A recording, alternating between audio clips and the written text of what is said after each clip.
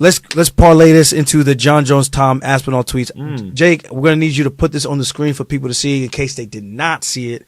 But pretty much, Aspinall was kind of getting at Jon, saying like, "Yo, here," he did like a conversation tweet, like me, Jones, community kind of thing, and me again. Yeah. It's like, in order for you to build your resume, you got to fight great people. And then here I am. Well, I'm trying to fight the greats. Steve, I'm trying to fight you. I am the interim champ. Yeah. He can't get a fight with either one of them. Yeah. So what's he supposed to do? He's like, he's showing how much respect to Jon, and I think that's cool. But I think in the same breath, Aspinall has a point. Like, they're both right. Neither one of them were wrong. Like, Jon might retire after this next fight. So I don't know. That's how I feel, at least. Yeah, I think they're both right. You know, Aspinall did a great job in his last fight. He won the interim belt, and when you win the interim belt, you feel like you're supposed to be fighting for the unification in the next fight. Well, those are the rules. And to have Jon Jones as the title, as the guy who has that belt, like, you're thinking you're fighting him next, and that's like the biggest fight of your life. So he's so excited about it. But the problem is, name. It's not. Yeah, it's going to do the most for his resume. It's a huge opportunity for him. But the thing is, it's probably not going to happen. I don't think it's ever going to happen. I feel bad for him too, but he'll be fine. He's going to have to find his own way. He's going to have to fight Cyril Gane. Okay, he's going to have to defend his interim belt, which is the only person I've known that's defending his interim belt. Do you know who that is? Wait. Whoever defended the interim belt. Who's defending? Renan Barao defended his belt twice. Who beat Renan Barao? Yeah, he did. Renan Barao. Shout out to him. At one point, he was Dana was saying he was the greatest of all time. And then all of a sudden he sucked. And then TJ beat him. I'm not saying he actually sucked. I'm saying the people's perception was all of a sudden he sucks because he started losing and people forgot what he accomplished. Well, he lost to Dillaroids twice. I mean, and then he lost to me right after. Yeah. And then after that, it was kind of like, all right, you kind of lose a little. Yeah, he lost some steam for sure. When you're in the top of the world, I don't know if he was undefeated or not, but he was. I think he had one loss. He went on like a 25 or 30 fight. He didn't lose in the UFC. He was undefeated in the UFC at least. He might have been one of those guys who lost like his first. I think it was the first or second fight. Just like Anderson Silva lost his first fight ever, and then became one of the greatest. Which is crazy how you could parlay wins together after losing your first like that when you're making no money at all. Like, you're like, maybe I shouldn't be doing this. Am I going to be good at this? Like my coaches said I was good, but I just lost my first fight ever. So props to them. But I wonder if they're still hiring at UPS. But unfortunately, UPS is a good job. No disrespect. Unfortunately for Aspinall. He's going to have to kind of like go backwards in his mind a little bit because I'm sure in his head he's got Jon Jones, he's got Stipe Miocic, these monster names. You got the GOAT of the heavyweight division in most people's eyes, and the GOAT of MMA, probably. And then you got the GOAT of MMA and Jon Jones. These are two big money maker fights for him and huge for his legacy. And guess what? He ain't getting neither one of them. He just was able to look at it. So this interim belt, Jon Jones he has a good point, man. What does it mean? Does he get percentage of pay-per-view is my question as the interim champion. Yeah, you do. Which he does. So hopefully he gets put on a good card. It's not going to be the biggest fight ever when I think fights Cyril Gane, or he might fight the guy Almeida, the big. Oh, the heavyweight guy. Yeah, I would say Cyril Gane's the bigger name. Tough fight. Both super athletic on paper. I think those guys might be the most technical heavyweight fighters we've seen in a long time. On the feet. I was saying Cyril Gane, we've seen some issues there on the ground. Jon Jones made that clear. But isn't that crazy? Because Cyril Gane hit a heel hook in the UFC, dropped back for it, and got it.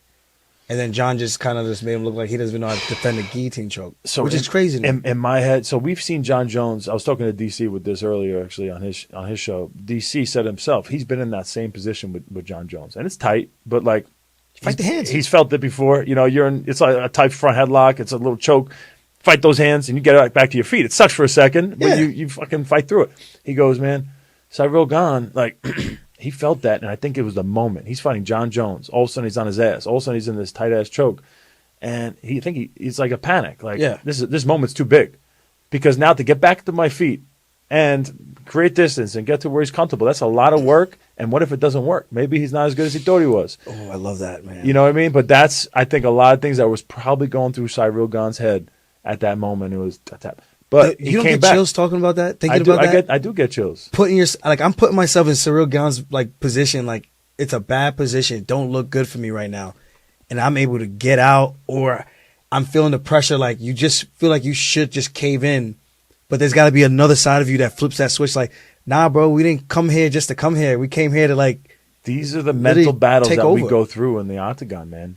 You could do everything right in training camp. that. I'm getting chills right now. Yeah, I feel that, But all of a man. sudden, That's you're in nuts. those positions, and it's really The crowd. a position that if you're not in for the first time, it could be very overwhelming, you know. And I think that's what got him. But now he had the experience of that. He came back in his last fight. He got a finish, I think, in the second round.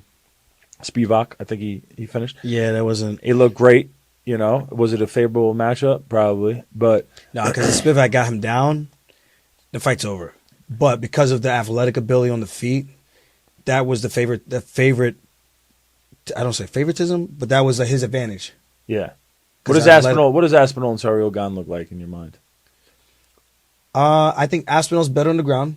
Yeah. I think the better kickboxers is Gun, but I think the better boxer is Aspinall, not by like a landslide, but I think when he does throw his punches, he looks a little bit more crisp. He's clean. more He's throwing like combinations. like a boxer. He looks like he's Sariel boxing. Gan's almost like a wonder boy. He just touches. One shot out, one shot out. He's not in the pocket throwing like 3 punches, you know. That would be his weakness, I think, inside the pocket. I always say dark-skinned people fight pretty.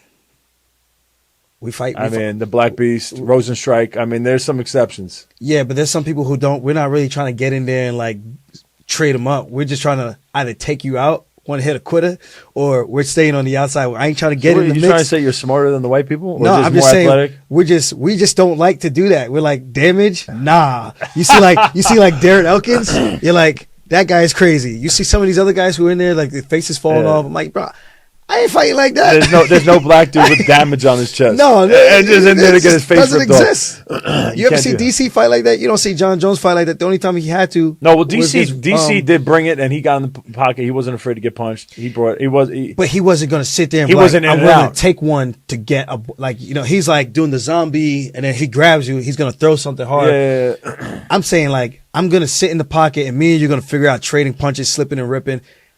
There's not a lot of us that's sitting there doing that in MMA. I don't see it. We're Well, more, honestly, and I'm not even going to make Fight it pretty. to a race thing, but there's athleticism and then there's athleticism, and if you don't have the same athleticism as the guy you're going against, you kind of have to you make got to it fight dirty. like a dog. You have to dog it up, and you got to bring him into the dog pen. You know? I've always heard this in college wrestling. He's chocolate. He's going to melt. You know who told me about that? Tion Ware. Remember him? He was at least a multiple-time national champion from University of Oklahoma.